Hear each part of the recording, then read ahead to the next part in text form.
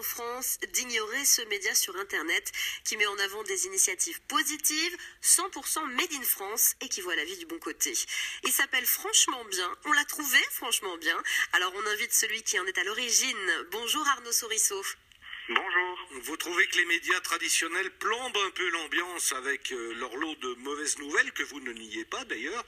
Vous voulez équilibrer la balance entre les bonnes nouvelles et les mauvaises nouvelles ? Oui, c'est vrai que dans les médias traditionnels, on s'est rendu compte qu'on avait parfois du mal à trouver les bonnes nouvelles au sein du flot de mauvaises nouvelles qui nous tombent dessus chaque jour. Et on s'est dit que c'était pas possible et qu'on avait tellement de bonnes nouvelles à relayer en France chaque jour, tellement d'initiatives positives, tellement d'actualités belles qu'on ne pouvait pas laisser faire ça et qu'il fallait créer un média à la fois 100% positif et 100% français. Et on l'a appelé Franchement Bien. Et vous arrivez bien sûr à en trouver une par jour. On arrive à en trouver plus d'une par jour. L'idée, c'est de faire le tri derrière. Et pour ça, on a des contributeurs qui scrutent la presse, online, offline, et qui sélectionnent chaque jour une bonne nouvelle ou une actualité positive. Ouais, vous avez établi le top 5 des bonnes nouvelles l'an passé, en 2016. Et dans les 5, vous notez par exemple que la France est le premier producteur de fibres de lin dans le monde. C'est sûr qu'on en parle moins que de François Fillon. C'est vrai. Et voilà, c'est comme ça, vous le saurez. Et dans le dîner ce soir, du vendredi ou du samedi, vous pourrez le sortir à table et ça sera une franchement bonne nouvelle dont personne n'aura eu vent avant.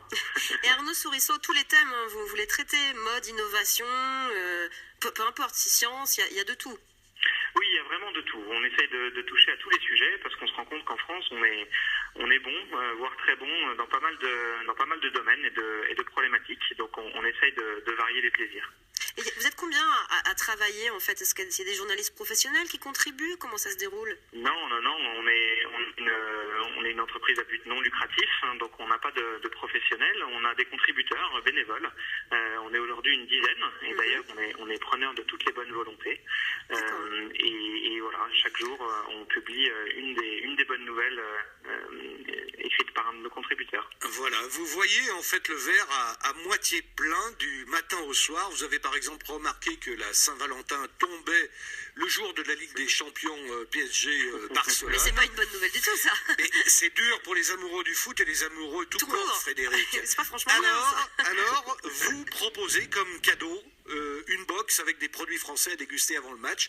Et puis il y a un duo de slip et culottes brodées fait main. Voilà, voir la vie du bon côté, quoi qu'il arrive. Exactement, dans le post du jour hein, que nos abonnés vont recevoir par email directement, puisque vous pouvez vous abonner au post du jour directement sur notre site internet.